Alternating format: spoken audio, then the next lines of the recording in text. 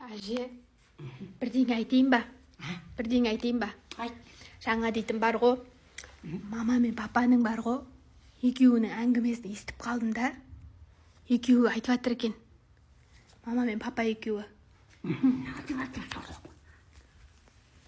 Айтады ғой, бір шал дейді, сені дейтін қайта-қайта сұрап сөйтіп мамадан.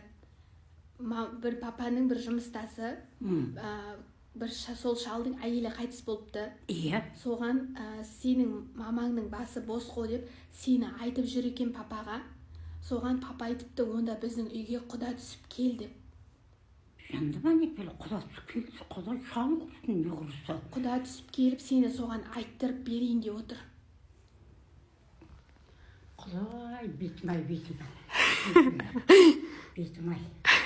Байдың ағылайын, жарығым-ау, байдың ағылайын, жас деген міне жеткіздің сіне кіріп кетті. Сексен көрініп тұр енді. Әже, кез келген әйел адам бақытты болуға лайықты. Не қылатын адам? Кез келген әйел адам бақытты болуға лайықты. Құдай сақтасын, ләхи құдайсан Алла. Тұна бекі сөргілі қанша жыл болды. Мен 30-ға жетпесте қалдым.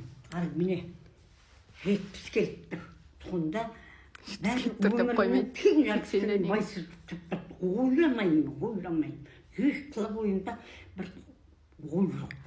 Әже, жақсы емес па сен өзіңнің ұл қыздарыңның бәрі келіп сені ұзатып, артыңнан жылап, біздер сені күшті болып, аппақ көйлекпен ұзатып отырсаң. Анау дейтін, бай шал дейді әже. Бай шал дейді. Байлы қосын.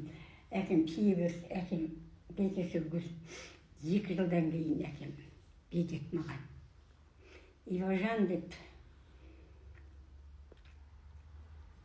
Бекеттің қолынан ешкімге бастырмақсың деді. Менің қызым болсам деді, мен тап осылай. Ешкімге бастырмақсың деді.